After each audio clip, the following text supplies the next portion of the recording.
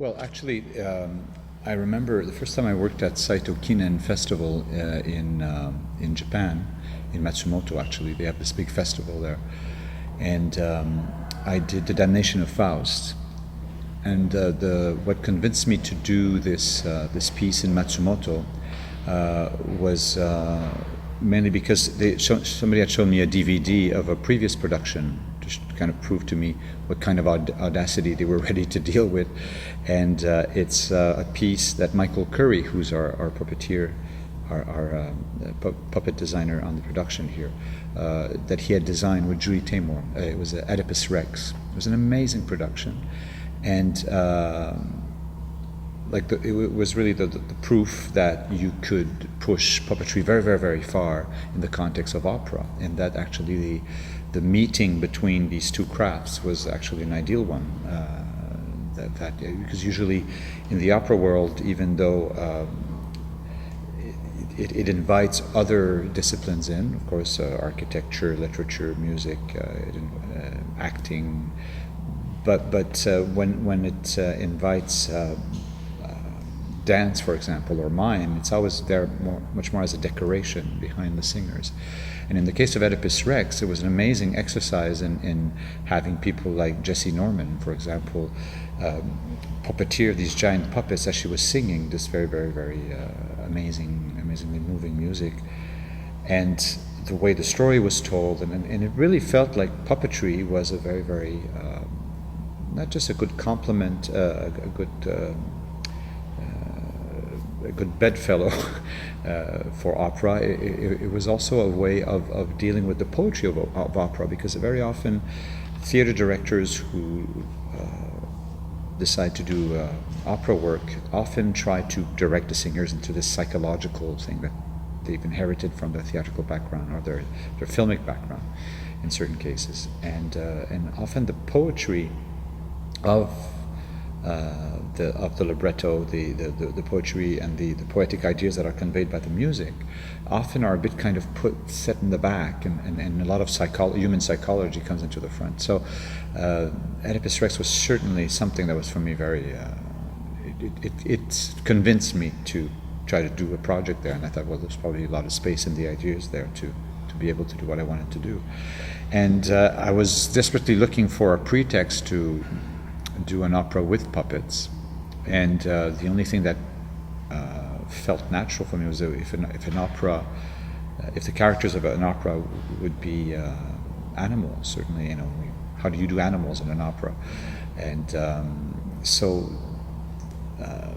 I started to listen to operas and different things where I knew there were animals, and of course the Nightingale, the title role of the piece is an animal. So I thought, well, maybe there's a chance. And suddenly all this other bestiary of interesting animals came out, because then suddenly the fox is usually presented on the same double bill as the Nightingale in some productions. And then we discovered all these other little pieces that Stravinsky had written about animals, whether it's a lullaby for cats or something about fish. And so I thought, well, okay, now we have enough little animals around to maybe we have a pretext to do an evening of opera and puppets. And it happened at a moment where I was working with Michael Curry on the Cirque du Soleil show. And of course he got very, very excited and started to draw stuff. And very early on, we pretty much knew what we wanted to do.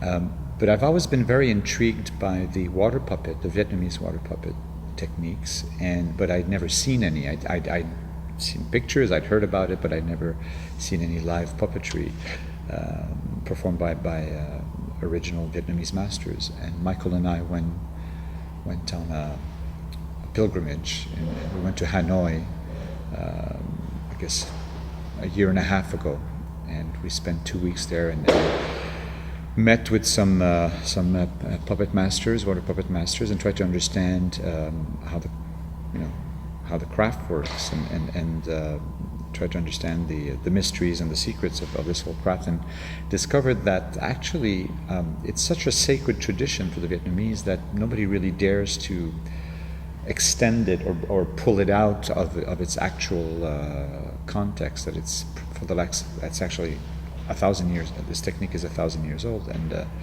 it hasn't evolved a lot in 1,000 years, and Michael and I felt that being Westerners, that we actually could manage to help explode the rules and the vocabulary and see how we could use it for our purpose. And also because in a piece like The Nightingale, that is based on a Hans Christian Andersen tale, the things we borrow from the Orient are not the authentic things, in the sense that when Andersen wrote The Nightingale, he created what the Europeans used to call a chinoiserie. A chinoiserie was what a lot of people in the 19th century did in Europe, where they had this, they were fascinated by the East, but because there were no televisions and no internet web pages about China in those days, so people didn't really know, it was only hearsay. So there was a lot of fantasy about what China was and what the Chinese aesthetic was about. So it was a faux chinois kind of, so that's what they called chinoiserie. And Andersen was very fascinated by this kind of chinoiserie. It probably allowed him to express certain sentiments that he felt he could not in the context of a European decor.